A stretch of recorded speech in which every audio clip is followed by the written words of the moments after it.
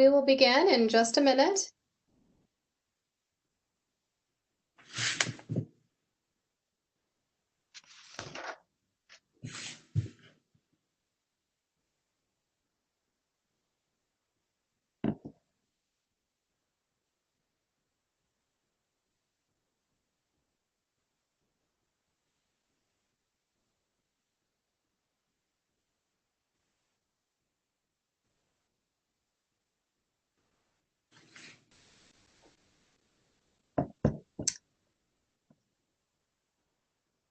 I would like to welcome you and thank you for joining this evening. My name is Deborah Hall, and I am the Parkinson's Foundation Chair of Neurological Sciences. And I'm the director of the Rush Parkinson's Disease and Movement Disorder Program. I appreciate the chance to share the many advancements in Parkinson's disease that the Rush Movement Disorder Research Team is spearheading. We stand at a very exciting moment in Parkinson's disease research. Throughout the course of this discussion, you will hear about new discoveries in the cause of Parkinson's disease and progression, advancements in our ability to treat and manage the disease with new therapies, surgical interventions, and technical support, and new strategies that ensure the best care possible for all patients and families within the various communities that Rush serves. As you hear about the projects underway, I hope you share in our excitement for the future of Parkinson's disease research and treatments. Many of the studies the panel will be discussing were made possible because of philanthropic support from patients, some of whom are listening this evening, and I would like to thank you for your generosity. There will be time for questions after the panel discussion. Some of you have already written in with questions, but you are encouraged to use the question and answer box at the right side of the screen to submit questions during the discussion as well.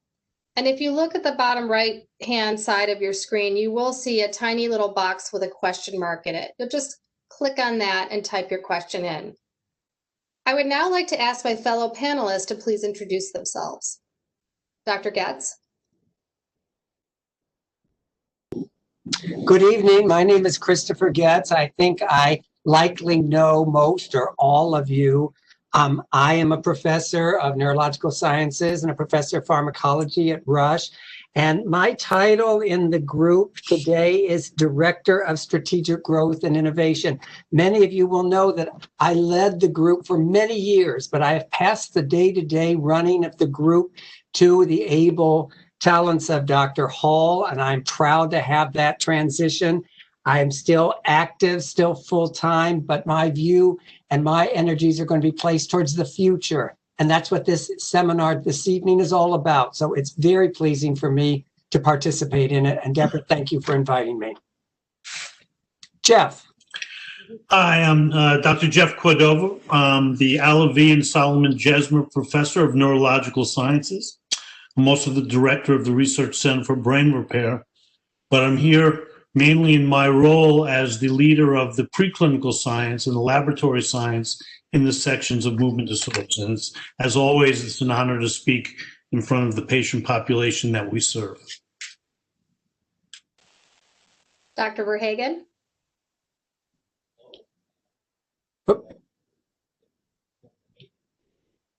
You'll want to unmute, Dr. Verhagen. Oh, I might want to unmute, yeah.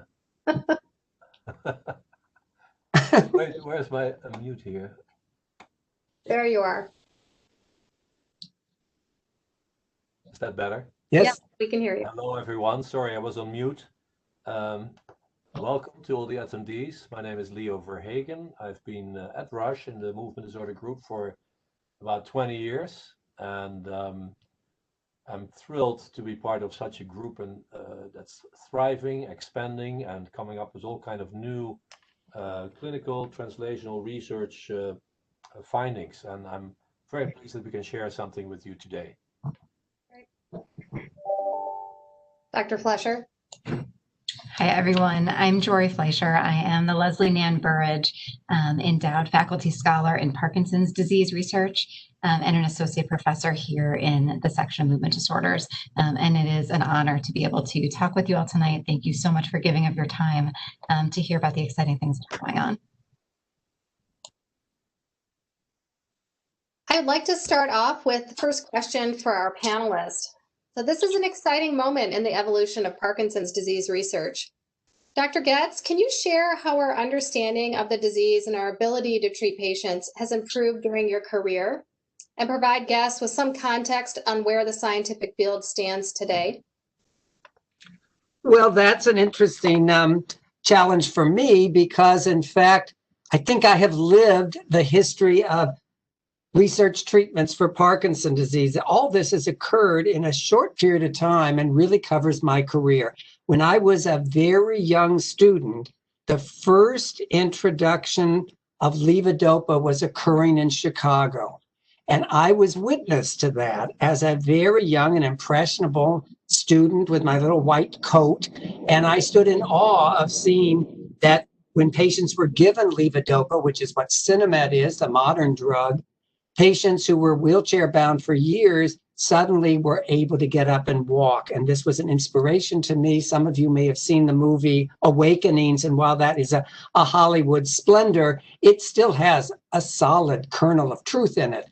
And that was quite inspirational. After that period of time, again, at Rush and under my mentor's direction, Dr. Harold Clavons, the dopamine agonists were brought from the laboratory to the clinic, and drugs such as ropinirole, such as Mirapex or pramipexole. These agents were tested here at Rush and then finally were brought to the market.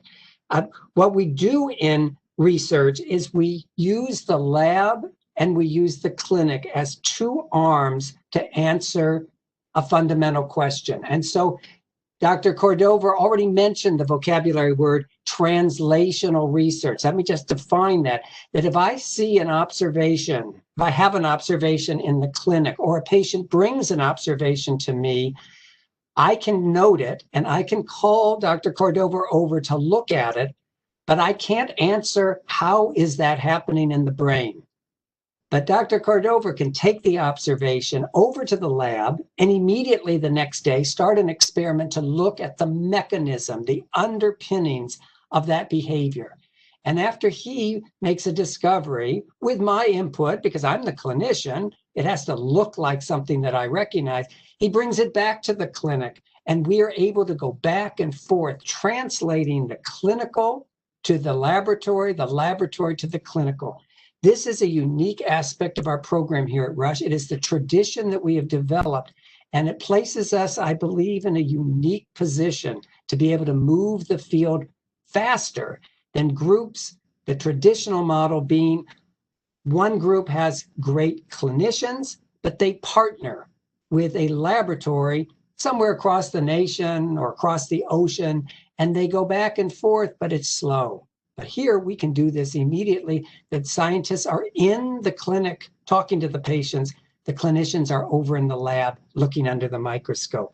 So we have done not only new drugs, but we've gone into new surgical procedures, new electrical procedures. Now there is a new formulation of a sound wave called focus ultrasound that Dr. Verhagen is an expert in.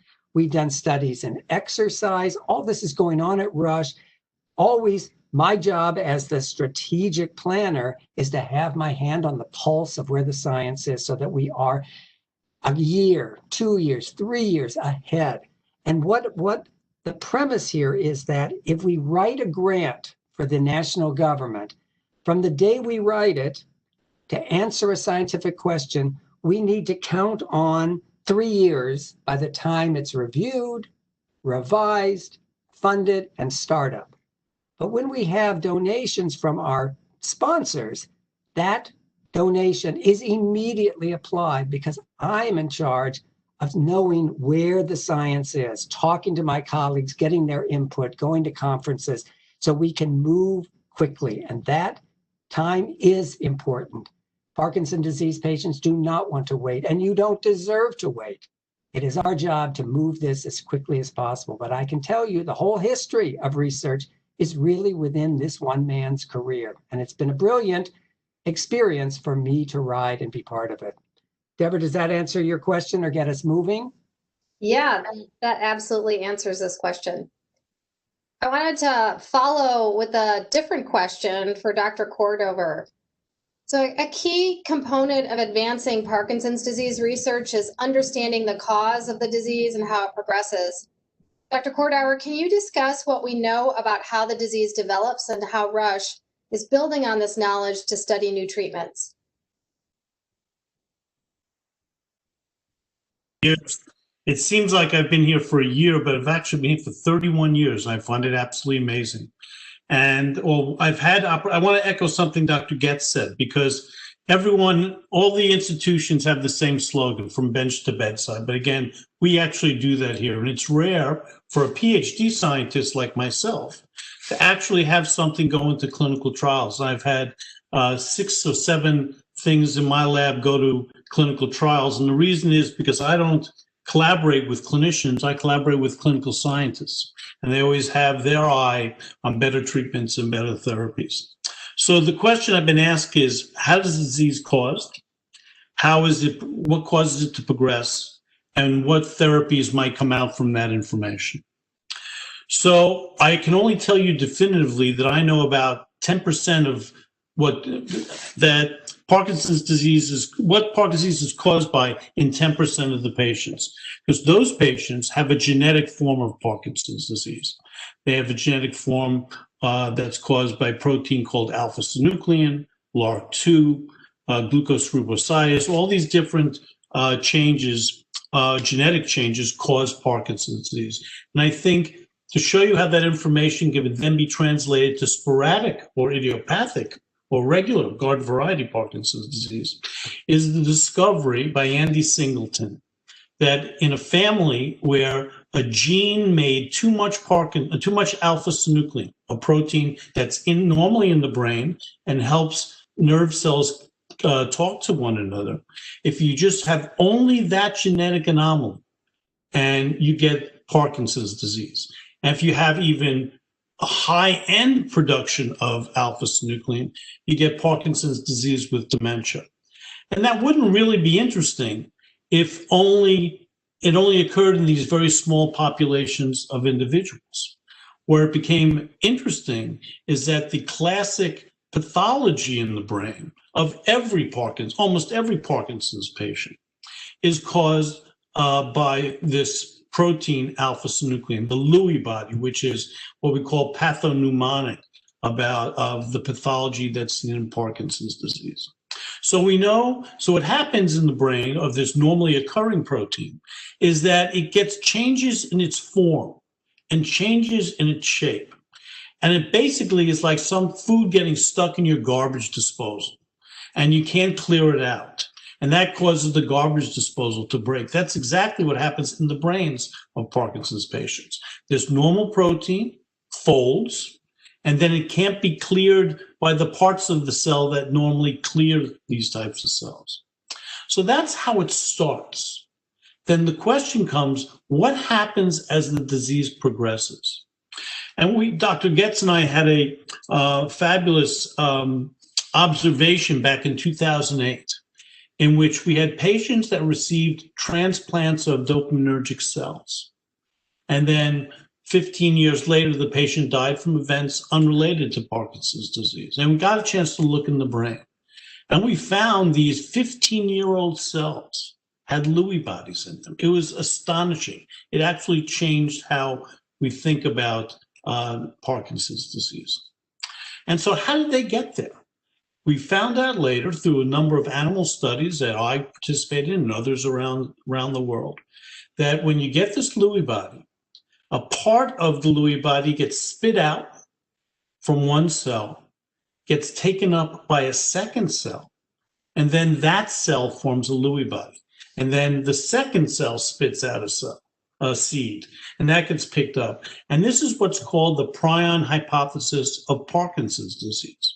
Now, I don't want anyone to get nervous because prions are thought that a person can transmit this to another person. That's how prion diseases work. That's not what we're talking about. What we're talking about is that the one cell is influencing another cell to form pathologies. And there's one hypothesis that it is the spreading of this pathology with alpha-synuclein that is causing the progression of Parkinson's disease. So there's also a new theory that I believe in. And because when a brain comes to autopsy, most Parkinson's brains don't only have one pathology. They have multiple pathologies. They have these pathologies that are actually very pathognomonic for Alzheimer's disease. They have this misfolded protein called tau and these other bad proteins called beta amyloid. And we believe, I demonstrated a number of years ago that the famous dopamine cells that most people know about, and that's why you take Cinemet, because you've lost your dopamine cells, that pathology ends very early in the disease process. And so we think that there are other pathologies unrelated to dopamine that are also manifesting in disease progression. And I can tell you that I was given a grant by a donor to study these pathologies in non-human primates. And I just outcompeted 150 other scientists to turn that money into $8 million. It's the biggest grant in my life. We are studying these co-pathologies in non-human primates. And not only are we studying them in non-human primates, we're then using these models, more valid models, to test therapies for patients with Parkinson's disease. So there are clinical trials out there that are studying immunotherapies. We are hopeful, but these immunotherapies are only going to attack one of the pathologies. We may be able to combine them with other antibody techniques to address these other pathologies. But where the funnel comes together is in the process of neuroinflammation.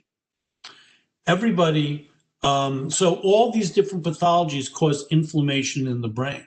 And if you have one treatment that will address the inflammation, then you may be able to abrogate all these pathologies that are responsible for disease progression. I'm not going to talk about stem cells today, although if anyone wants to talk about that during the question and answer period, I'm more than happy to do that, or other types of gene therapies. But I can tell you that this has been an incredible time for understanding pathogenesis, how the brain degenerates in Parkinson's disease. And we're going to make big inroads because we understand it better, and we will directly attack those pathologies that are responsible for the symptoms that have unmet needs. Now, the last thing we were suggested to talk about in this topic was about the gut-brain axis. And I'm going to turn this back to my colleague, Dr. Hall, and she can speak about what's going on in this area, because we're all exhausted from a big grant we're writing about. So I would love to talk about this topic. You know, many of my colleagues in the suite know that when I started my career, I wanted to be a GI specialist and I wanted to study parasites. And I quickly decided, as I was seeing patients, that neurology was my home, and movement disorder patients, especially Parkinson's disease, this is where I was going to spend my life. However, in the last several weeks, I have come back to the gut because, in fact, it is quite important in Parkinson's disease. There is this axis called the gut-brain axis. It's this kind of connection between the bowel and the brain. And this was just really starting to become a hot topic over the last few years. And some of my colleagues here in the suite, they started to work with one of the GI specialists here, Ali Keshavarzian, who has been doing all sorts of very interesting work related to the bowel. And some very interesting pilot work was done that showed that, in fact, the bowel may be one of the first places for the development of the disease. And in fact, the group here showed it, and it was confirmed by other groups in other places. So we've decided to continue this partnership, and Dr. Kordauer and Dr. Getz and I have been working very hard with Dr. Keshavarzian and his team to put together a project that would really be a comprehensive project to look at this relationship between the bowel and the brain. Now, the human part of this project, some of you actually may be familiar with this because I may have recruited you in the last several weeks to be part of the pilot project. But for the human part, this is very important to think about because we know that constipation, which is a bowel symptom, is one of the very first symptoms of Parkinson's disease. And in fact, it continues to be a major problem in the disease. So when we are sitting in our clinic visits, many times we're not really talking about tremor or balance. We're talking about how to treat the constipation, how to get the bowels to move. And in fact, because of this, we've decided recently to develop and really make a formal clinic, the PDGI clinic, the first in the world, to really focus on these complex issues of the bowel. So as we've been talking through these things with our GI specialist, Dr. Keshavarzian, what we believe is happening is that there's a fundamental abnormality of the bowel in Parkinson's disease. And really simply described, the bowel becomes leaky. So many of the kind of toxins or other things we would expect to come through the bowel and out the other end, in fact, gets absorbed through this leaky bowel. And we believe that that may somehow be connected to driving or causing Parkinson's disease in the brain. So you may say, okay, well, that's very interesting. How do you do research in this area? Well, in fact, there's a way we can change the bowel. And many of you know that the microbiome, which is the name for these millions of bacteria in the bowel, they can be changed. They can be changed by diet. They can be changed by sleep, by stress.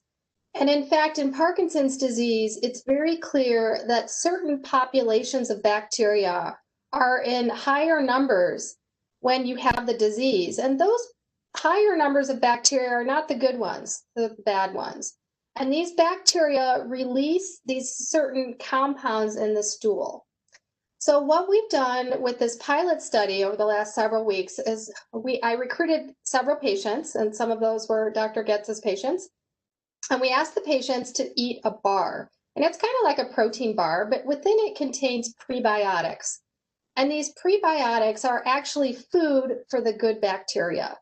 So what we were trying to do over just 10 days' time is change the bacteria population in the bowel of the Parkinson's patient to be more of the good bacteria and less of the bad bacteria. And the hope that is if we do that, we will have less leakage through that bowel of those bad chemicals that are being kind of transmitted up to the brain and driving the disease. So in fact, we were successful. And what we found in this very pilot project is that in fact, we can make changes.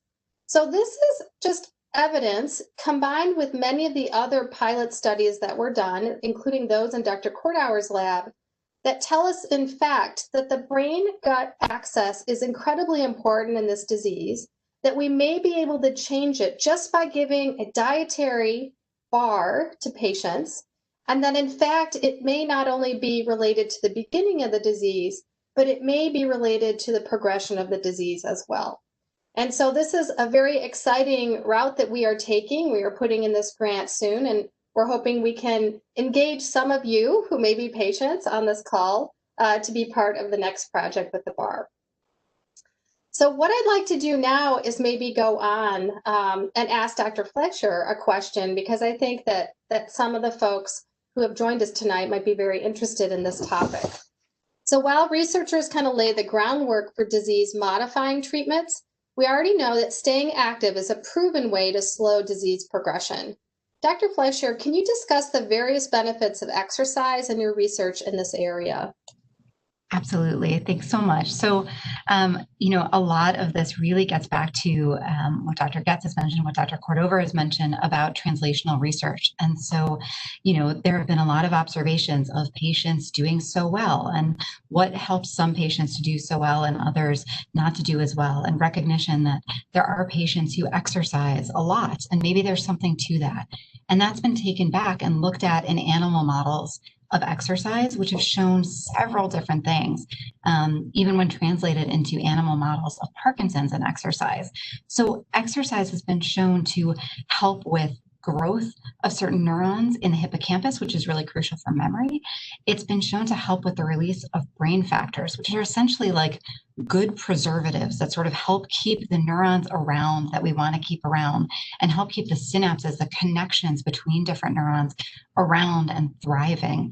And so this increased release of brain cell growth factors, things like BDNF and GDNF, these are really important. And in exercise models, in animals, right, where you can take a poor little rat and you can put them in their little, hamster wheel and make them run, they do better, right? And then the challenge comes in, we can't really take our patients and say, go home and get on your hamster wheel. That doesn't work well, and no one really sustains that. But Rush has really been a leader in exercise studies in Parkinson's for quite a long time. And there's a lot of research out there in Parkinson's specifically that's shown that moderate intensity aerobic exercise. So what does that mean? That means you could still probably have a conversation with someone next to you, but maybe not full sentences. It means moderate intensity is maybe you're starting to break a sweat or glisten. People who have moderate aerobic intensity, 45 to 60 minutes a week, 3 times a week, seem to have improved executive function, which is that decision-making capacity, that capacity to think through, to organize your thoughts, which is an area of the brain that can be particularly affected in Parkinson's, and yet exercise has been shown to help improve this. There's also plenty of research to show that it helps people symptomatically feel better. It may help with stiffness, it may help with their mobility, it may help with balance. Progressive resistance exercise is another form that's been studied, which is more weightlifting and different types of stretching, and that's been shown to be helpful. And specifically here at Rush was one of the biggest recruiters to the SPARK trial, which looked at high intensity treadmill exercise. So some of you on here may have been participants in this, and show that indeed folks doing high intensity treadmill exercise 4 days a week did better. They improved their mobility compared with moderate intensity or just usual care. And one of the challenges is, great, okay, treadmill exercise is good. And there have been studies that show that biking is good. And I frequently get asked by patients, well, what's the best exercise? Like, give me the scoop, like, what's the secret? Which one is best? And I think the secret is, so many studies have been short. And so for 10 weeks, for 12 weeks, people can sustain a lot of things. The question is, what is going to motivate you to exercise in the long term? And I think that's a different question for everyone. So yoga is good, Pilates is good, biking is good. And I had the incredible opportunity of a patient coming to me and saying, I do yoga, I do Pilates, I do aerobics, I do all of the things. And I know I'm supposed to do these big movements. And I know that if one side isn't working as well, I should also work the other side. And I should, be thinking about my balance. Has anyone thought about karate for Parkinson's? And initially, this really struck me as quite out of the box. And I worried that, my colleagues would laugh at me a little bit, and they probably did. But what this turned into was thinking about, karate is sort of this slower martial art, but can be incredibly vigorous, incorporates aerobic activity. And so we did a small trial, a handful of patients just for 10 weeks, just to see if this is feasible. Is this safe? If we build it, will they come? Right. And so it turns out people did. They stuck with it, and we found really promising results in this small study, enough so that we just completed, right as COVID was hitting, a year-long randomized control trial of karate for Parkinson's. And this would only have been possible with support from our philanthropic donors and really with community partnerships and partnering with our patients, because in the initial study, we saw some trends towards things, being really promising, but we went back and directly asked the participants, like, is there a secret sauce? Do you think you're going to continue with this? And not only when we called people back after 6 months, do we find that more than half were still doing karate 6 months later, which is quite good for an exercise study. But they said, yeah, and I'm also still talking to the folks in my class, because the camaraderie of it was really compelling. And the sense of personal achievement and the sense of community achievement was really compelling. So we're looking into this and we're still studying this, but I think one of the ingredients in the secret sauce is, Parkinson's can sometimes feel like it's taking so many things away. And this gave people the sense that not only are they staying moving, they're checking off the box on exercise, but they're building a community, and they're not only seeing themselves improve. Our folks went out and earned belts. right? They've marched up the ladder. They're ninjas, but they're watching each other improve. And I think for some people, support groups are incredible. Other people might be really hesitant to go to a support group to talk about their problems or see people with Parkinson's who look different. And yet, this is an opportunity, and I think many, exercise programs like this could be to see other folks with Parkinson's, different ages, from all walks of life, who are really thriving and thriving together. So I find that really compelling, and we're really excited to see where this goes next. Thank you, Jory. That has been some really exciting work, and I think the patients in that study have loved it. So I want to move a little bit to other therapies for Parkinson's disease. So there are really good standard of care medications available like levodopa that can improve the symptoms in patients. But as the disease progresses and patients have more side effects from the medication, there are other interventions that can be quite effective. Dr. Verhagen, can you talk about the interventional arm of our program and discuss recent developments in this area? Well, thank you, Deborah. First of all, thank you for having me, and welcome again to all the attendees. I hope that there are some of my patients in the audience. Yes, it's certainly a pleasure to address this topic as it relates to an area of clinical care as well as research that I've been involved with throughout my career, starting at my fellowship training at the NIH in the 90s. So it's true that we have and had some very good oral medications for Parkinson's disease, with levodopa still being the most widely and successfully used drug to treat Parkinson's since its introduction in 1967. But despite the remarkable success of levodopa in the early days, it soon became clear that its chronic administration was not without long-term consequences. And these included a shortening of the benefit from each individual dose, leading to so-called motor fluctuations with on and off periods, and the occurrence of levodopa-induced dyskinesias, which are the dancing or twisting involuntary movements. So in some patients, these changes are mild and can be managed with adjustment of oral medications, but in others, more advanced therapies are required. And this is why we've started an interventional program for movement disorders at Rush several years ago now. The interventional program aims to address these important issues in grossly two different ways. First of all, we think it's important to administer Parkinson medications in a continuous fashion. At Rush, we have participated in the pivotal study that led to the approval of intestinal infusion of levodopa. We're now the largest site in the Midwest, and the treatment has been very successful in eliminating off periods and reducing dyskinesias. We're now studying the effect of similar continuous levodopa infusion on non-motor issues such as anxiety, mood, pain, and other issues that play a big role in the disability for Parkinson patients when the disease becomes more advanced.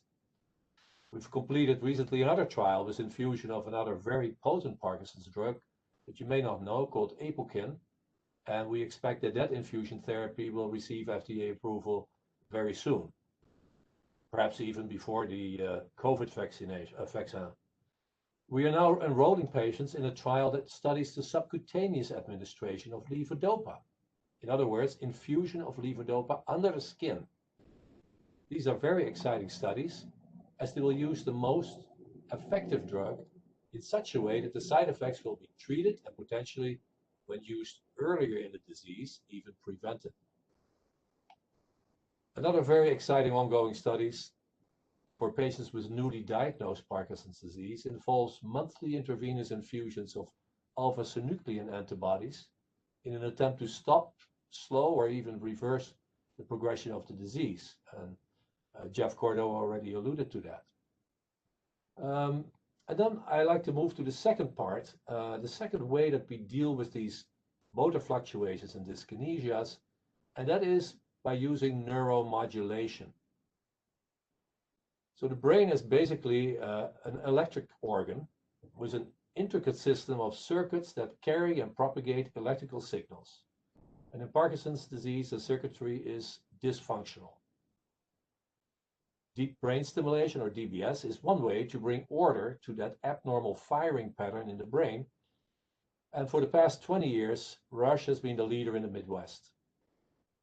Recent advances in DBS have come from technologies such as new DBS electrodes that can steer the current in different directions even after the system has been fully implanted, and that we at Rush were the first to use in the United States.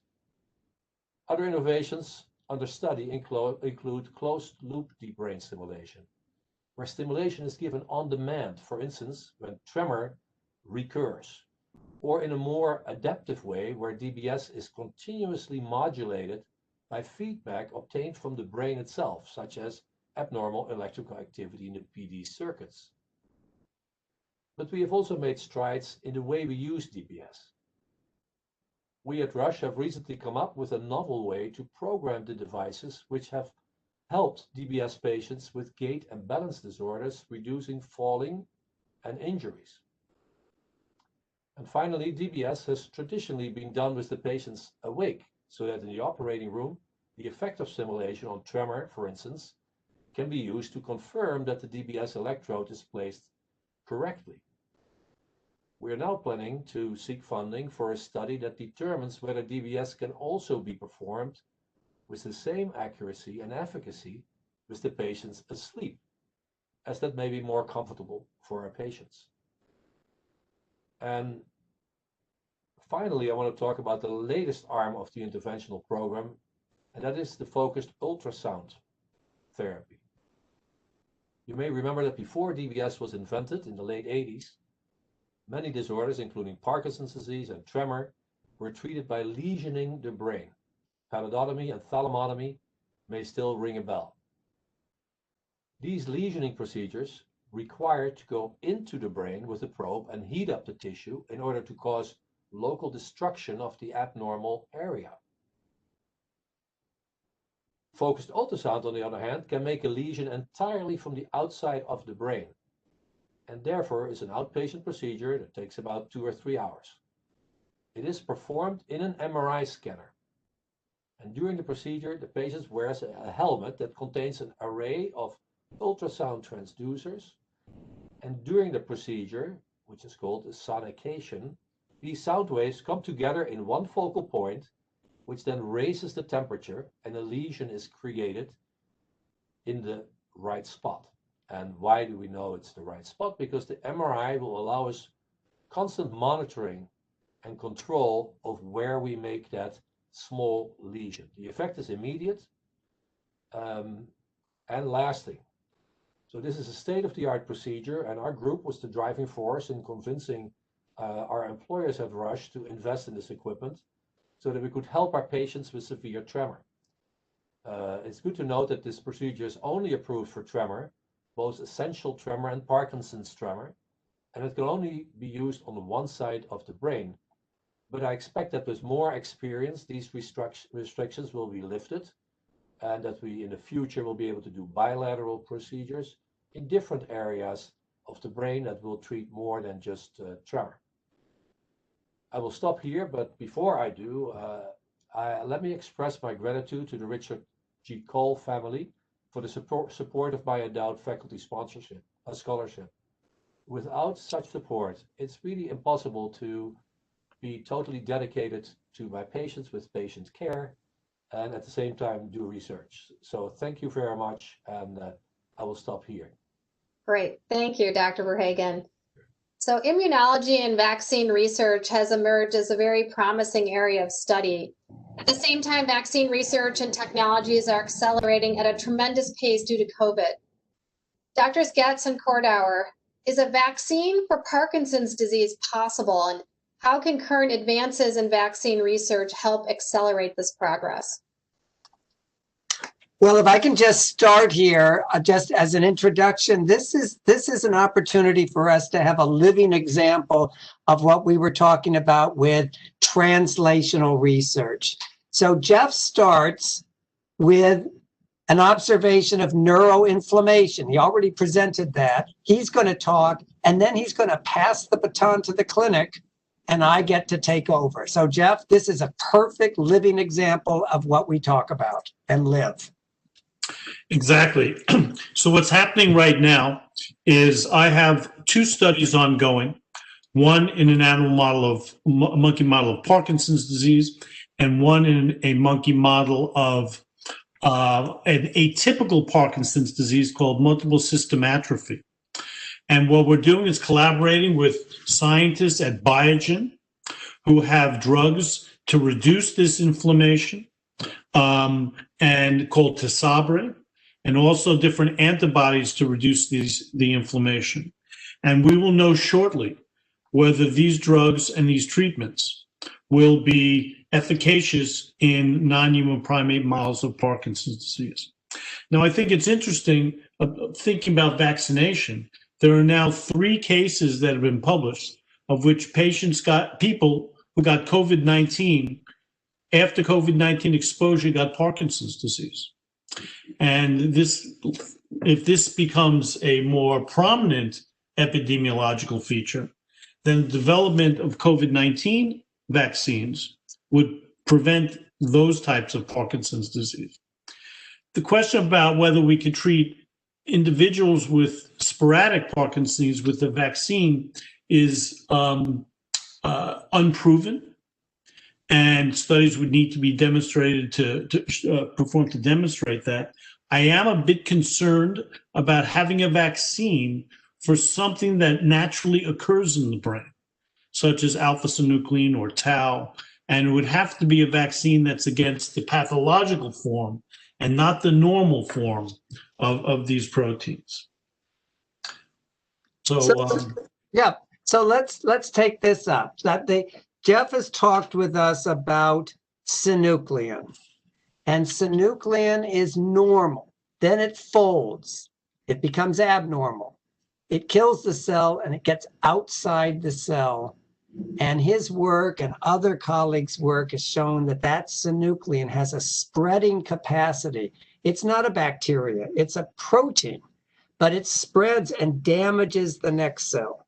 So my thought would be, well, if that synuclein is outside the cell, first of all, it's in the wrong compartment of the brain, and it's a fragment of an abnormal protein. So if we could develop an antibody against that abnormal antigen and make sure it doesn't go inside the cell because there's normal synuclein inside the cell, we can keep it. It has to be a big product so that it can't get inside the cell. It's got to snag up, kind of mopping up extracellular abnormal synuclein. But that's what an antibody is, and antibodies are what vaccines are. And so there is every reason for us to be very careful, but also to think that this might be a way not of curing Parkinson's disease, because the damage has been done, but stopping it in its tracks. If you could stop that synuclein that gets out from a dead cell and not allow it to get to the next healthy cell, we've kept the disease in check. And to me, it's interesting because we've talked about this for a decade, and nobody in the field has been too interested in it. But with the COVID pandemic and all this publicity about developing vaccines, suddenly there's a little bit of interest in vaccines. There's interest in, and we are living, I think, in Parkinson's disease a bit on the coattails of all this razzle-dazzle about vaccines. And I think that we can probably slip in. We've had the experience that there are grants available for COVID research. And I have said, well, how about vaccine research? And how about, because COVID is vaccine oriented and Parkinson's disease, we're working on vaccines, and we're getting attention and able to do a little bit of slipping in because we can help them and they can help us. So just to be thinking about, there's very little, maybe nothing, that really can be said is good about this COVID pandemic. But there are a few little nuances. And here, the interest and the greater attention to vaccine research, in fact, is one of those glimmers. Deborah, you've actually treated these patients. Do you have some comment on this? As far as vaccine research? Yes. Yeah, I mean, I think that this is a very cutting edge way to address these neurodegenerative diseases. And I've done several studies in other Parkinson's-like diseases. And, Dr. Verhagen has also started this work in Parkinson's disease. I think this is incredibly promising. I also think that another kind of cutting edge sort of research that's going on that we're going to be participating in is gene therapy. And I think that if the vaccine route doesn't get us to where we need to be, we can consider modifying some of the genes or the output of genes in the brain that can also get us to the same spot. And so we've got some surgical studies coming for gene therapy as well. And I think that this is also going to be an area that we're going to be looking at in the next few years. So a lot of very exciting work happening. I do think COVID, has brought a lot of new challenges for all of us. That's why we're not in person tonight having drinks and appetizers with you all. But as Dr. Getz said, I do think it has opened up opportunities for us to think a little bit outside of the box. Can I jump in here just for one last addition? So I agree with everything Dr. Getz said about vaccines and antibodies. A part of the problem in making these efficacious is delivery. They don't really cross the blood-brain barrier very well. So I want to amplify something Dr. Verhagen said, because he's doing this magnificent work with lesions for tremor in a non-invasive way. But what we also can do with that very same machine is transiently open the blood-brain barrier in an area that you want to treat in the brain. So you don't have to have brain surgery. Just transiently open up the blood-brain barrier. You inject into a blood vessel what you want to inject. It gets into the brain, and within 24 hours, the blood-brain barrier closes. So not only are there advances in the therapy, there's also advances in the way to deliver the therapy in the most efficacious way. And I'm doing studies with Jose Obeso in Madrid on this with GDNF, and I'm going to be bugging Dr. Verhagen to get on his machine here at Rush. Very exciting. Yourself, but maybe your monkeys, yes.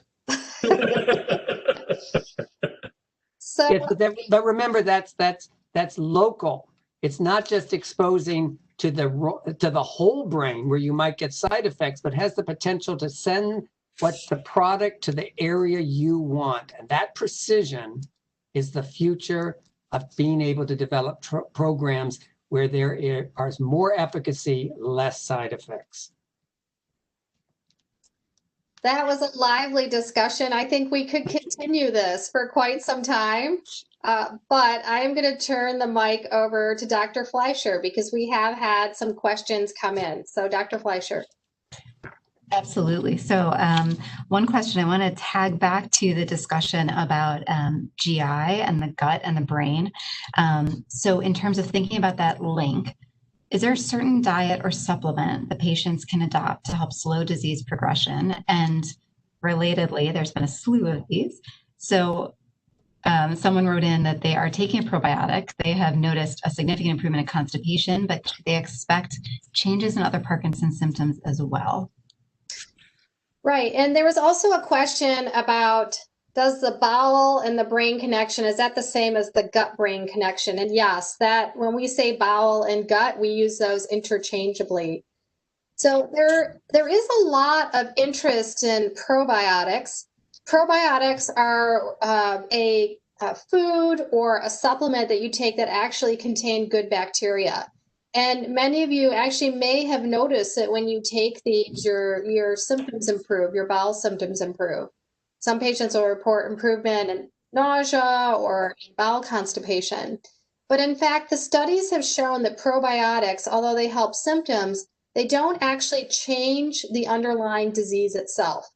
And that is why our group is looking at a little bit different way of approaching this.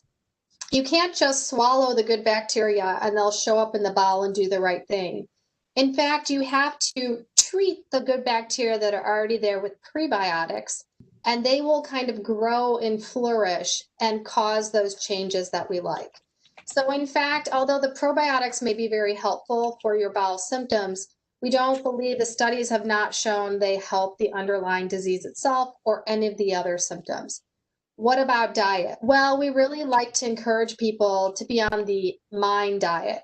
So if any of you have heard of the MIND diet, this is a modified Mediterranean diet. And pretty much it's everything in moderation. So a little bit of wine, that's okay. A little bit of red meat, but then lots of vegetables, lots of fiber, fish, these nuts and grains, these sorts of things that the people in the Mediterranean eat. This is really the diet that we recommend. And there's been some very good work done in Parkinson's disease and other degenerative diseases. This is what we should be suggesting to our patients. Jory, can I chime in on the GI topic? Because I'd like people to know that we have also been doing studies and continue to do so that look at the microbiome. There's certain bacteria in the gut that actually can metabolize levodopa. And this may be very relevant to what I've been speaking about earlier about these motor fluctuations. So if you see a chance to contribute to these studies, it's usually a fun experience, even though it's the GI tract, but it will really lead to therapeutic changes in addition to better understanding of how the disease starts. Thanks. Since we're on a roll, can anyone speak to whether there's been any connection seen or investigated with regards to irritable bowel syndrome or other bowel problems in the mid to late 20s or earlier in adulthood that could be an indication for future Parkinson's disease? Well, there certainly is an association with Crohn's disease and not irritable bowel, but IBD. Yeah. Inflammatory bowel disease. Inflammatory bowel disease and Parkinson's disease. There's epidemiological data that speaks to that. And I will say that some of the same abnormalities we see in the Parkinson's patients with the leaky bowel can also be seen in irritable bowel syndrome. So in fact, Dr. Keshavarzian has used these prebiotics that we tested in the Parkinson's patients in irritable bowel syndrome, and he's got an ongoing study here to look to see if that will help those patients as well. So there is some kind of association, but I don't know. I don't know until all of this work is completed what that true association is and what that means for you, the person who asked the question. Another question is, how does the interventional team choose different types of procedures for patients? How do I know if I'm a candidate for some of the newer therapies like focused ultrasound or infusion? And if so, who do I call? So Dr. Verhagen, do you want to? Yes, thank you for asking that question.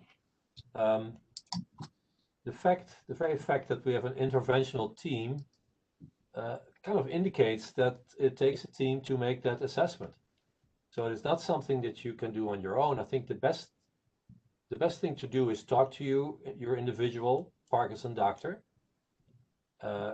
Anybody here in the suite will know when it's time to look for something else that's more interventional, and then they will refer to me or one of my colleagues who are in the interventional team, and then we can discuss with you whether it would be better to use infusion therapies, research therapies, focused ultrasound, or deep brain stimulation. That's part of what we do on a daily basis, but it gets, with more options, it gets a little bit more complicated. So it's not an answer that I can give you right now over the computer.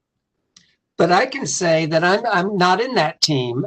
When my patients ask me about the intervention, I suggest, why don't you go and have a discussion and just gather the information. Don't worry, you're not going to sign on the dotted line. You're not committing yourself, but you need to be informed. And the best way to be informed is to talk to the experts. And I am your doctor. You're not going to lose me. Don't worry about that, but let's gather the information together and then we can look at it. And I think that is a great educational experience for patients. And I appreciate what Dr. Verhagen and his team do. Many patients decide not to do anything, but they feel so much more enriched because they have that information. So I think it's a wonderful consultation within the program. So another question, to what extent do we think that PD is hereditary? And along those lines, if you have already been diagnosed with Parkinson's, is there still utility to getting genetic testing? Is it still important? Well, we know about 10% of Parkinson's cases have a genetic form. Whether one should get tested, the question is, what are you going to do with that information? How is that going to help you? There are people in our department who, especially for Huntington's disease, have counseling for whether we should have genetic testing. But the vast majority of the cases do not have a genetic base, at least at this point. I think the fact that we don't have an answer, let's just think about this in the broad sense and going into the future. There is one gene, and it's called the GBA gene, that is associated with a form of Parkinson's disease. It's clearly identifiable, and there is now a research program treating patients with gene therapy. It's the only one, but let's just think of the future. If one knows that you carry that gene and that program turns out in the next year to reveal a positive outcome, it is worth knowing. You may not choose to take it, but you at least know what your options are. That treatment is not applicable if you don't have that gene. But over time, we are going to work on this splicing. You just heard that the Nobel Prize winners, these wonderful researchers from France and the United States, that their techniques are exactly applicable to this area of gene research, because they're taking an abnormal gene, splicing it, and replacing it with a normal constituent. And that has great future. We're not there yet. You're not going to make a decision yet, but knowing where you stand is something for everybody to consider. I would not do it if I didn't have the risk factors for the GBA gene at the present time, but I would hold the story open because I think we're going to make rapid progress.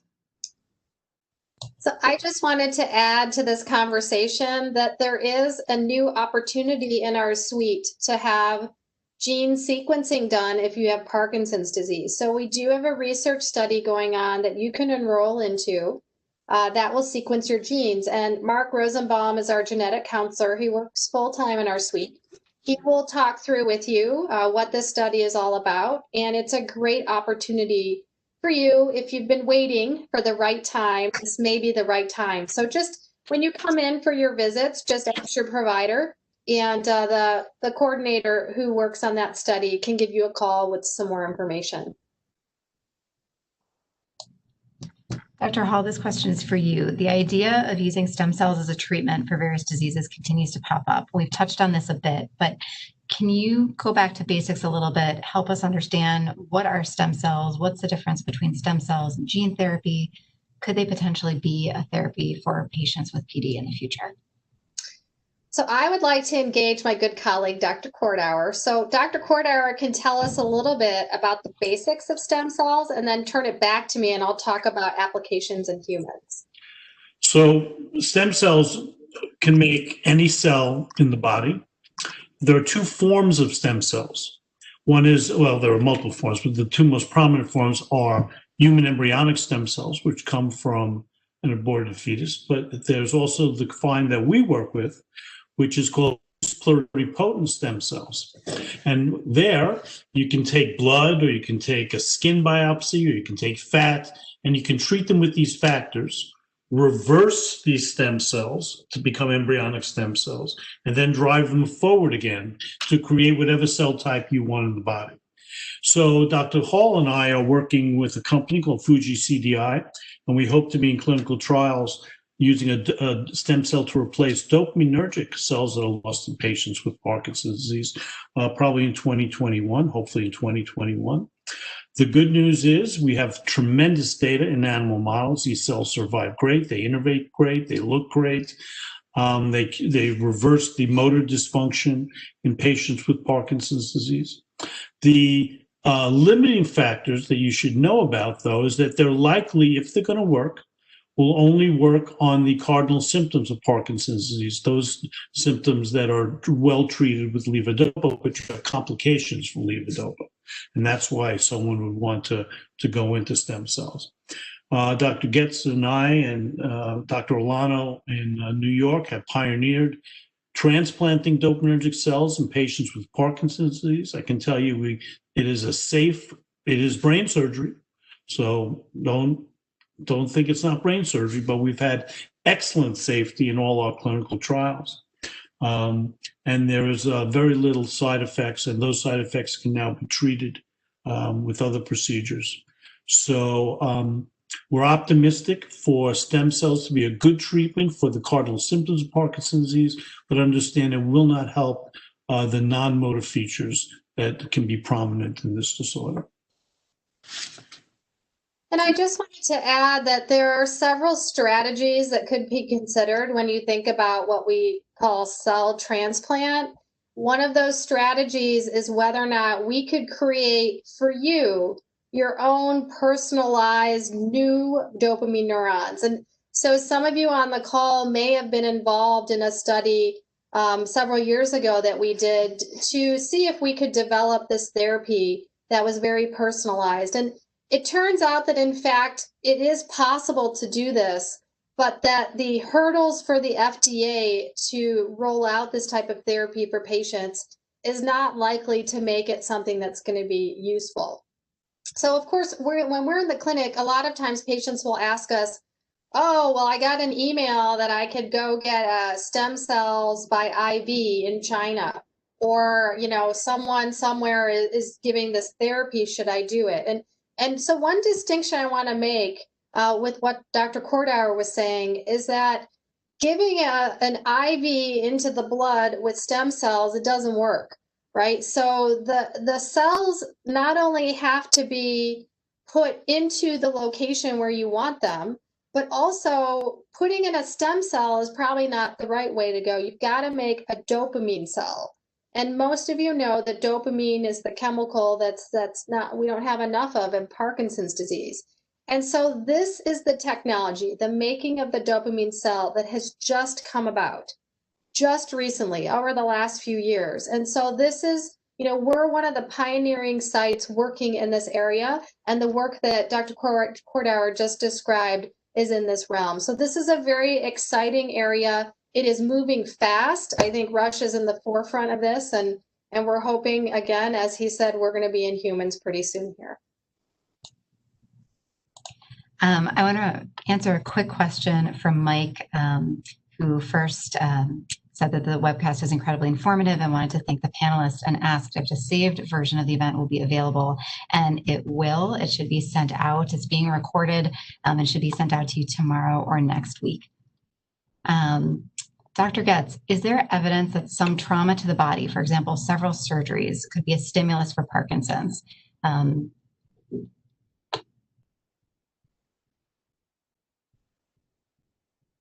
Excuse me. There's been a long interest in trauma and it serving as a risk factor for unleashing the cascade of abnormal reactions that eventually lead to Parkinson's disease. And the case in point that becomes sort of the classic archetype was Muhammad Ali and all his boxing, and that he developed Parkinsonism. It wasn't really Parkinson's disease. It ends up being called pugilist encephalopathy, but that it is from the boxing, and the head trauma can damage the brain and damage the anatomy that is degenerative in Parkinson's disease. That kind of trauma is established. There have been bullet wounds from gunshots that go right to the area where the degeneration of Parkinson's disease occurs in regular Parkinson's disease, and those patients develop what looks like Parkinson's disease of sorts.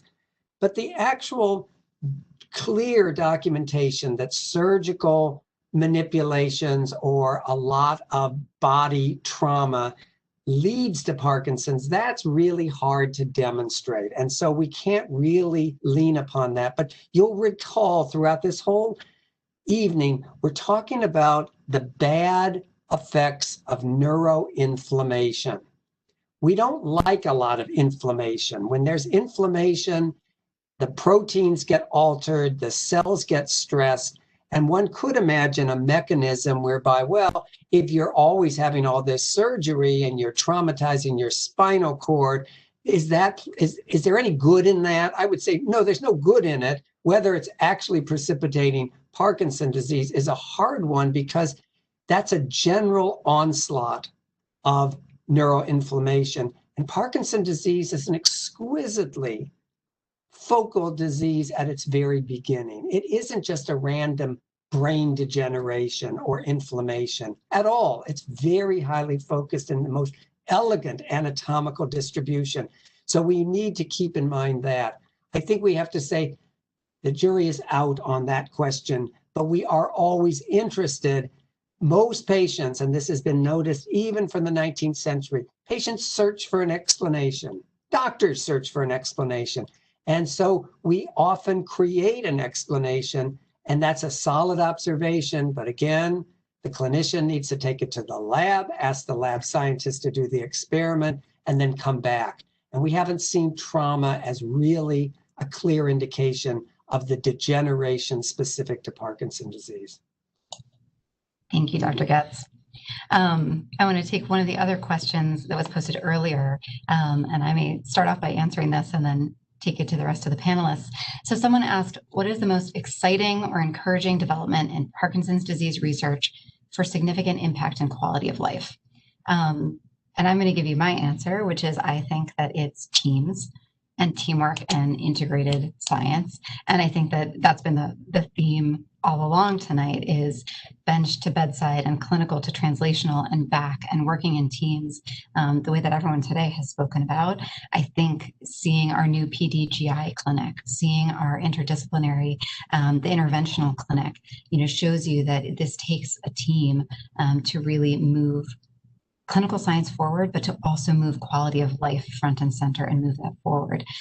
We have had incredible support from donors as well to build an interdisciplinary clinic for individuals with the most advanced Parkinson's disease or the most bothersome symptoms, and really recognizing that we can pull not only from movement disorders and from neurology and from GI disciplines, but from geriatrics, from palliative care, from chaplaincy, from all of our colleagues in allied health, to really bring to bear a team approach to putting quality of life, putting the patient, the person with Parkinson's disease and their family at the center of care. And so I think our AIMS clinic is an example of that, our PDGI clinic. And one of the things that has been particularly dear to my heart has been recognizing that often, we may get this terrible call of a patient has missed an appointment, or they missed 2 appointments, or they're on their way to the hospital, the emergency room. And because we become so close to our patients for so many years, it really haunts us if we feel like someone has fallen through the cracks, or is losing their connection to care. And so we've been able to develop an interdisciplinary home visit team. So not just an interdisciplinary team bringing together expertise, but literally going out and meeting people where they are. And meeting them in the home. And I think from that work, we've also learned that one of the most critical teams is not just the patient, but their care partners and their family that's surrounding them. So we have lots of exciting work going on now, exciting work to come in terms of how do we better assess the needs of not only the person with Parkinson's, but their care partners, the family, there's everyone in their orbit, and how do we support them to really thrive, because this isn't a disease that affects a person. This is a disease that affects their family, their community. And so how do we really put the focus back on quality of life and broaden our scope to think about everyone involved? So that's my answer to that question, but I'll open it up to my good colleagues.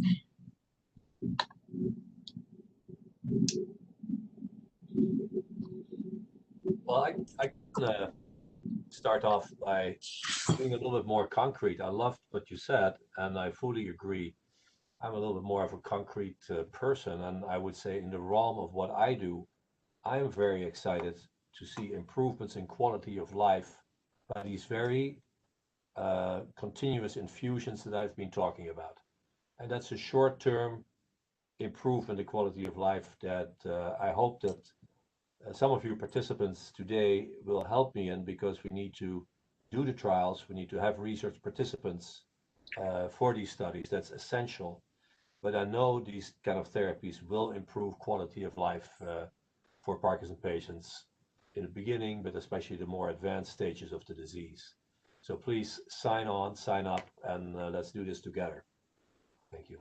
From a bit of a historical perspective, I can say that when I started my career, we did educational activities, but nobody came. And people were kind of secretively arrived at the doctor's office, that there was a shame about having Parkinson's disease. And now I think people embrace that, all right, I have it. Let's talk about it. Let's come together. Let's learn. And when I see the number of people signed up participating in this, I hope that that is an index of better quality of life and a better self-image. We are in this together, and to have that kind of partnership is very positive from my perspective, looking at this from the very beginning of my career to today, Jory. So I think that that's included, and that includes patients and caregivers. So I'll just make a very brief comment. When I first got to be a scientist, I did a lot of Alzheimer's research. And I changed because I really didn't like the people I was working with. They were all competing with each other and fighting each other. And some people believed in amyloid. And if you believed in amyloid, but someone else believed in tau, they were a bad person.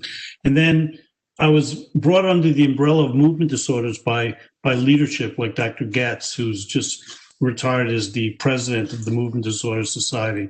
The field of movement disorders in general is really collaborative and really works together, because the end game for everybody is helping the patients that we serve.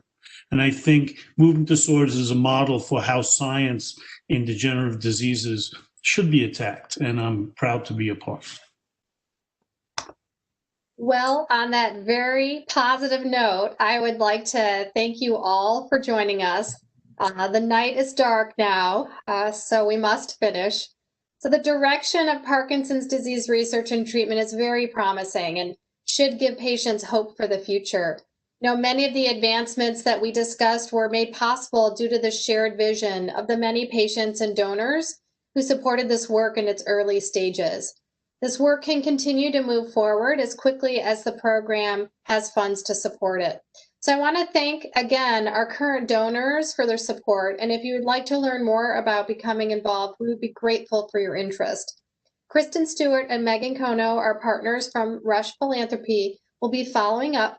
And I want to just wish all of you a very good rest of your evening. Thank you.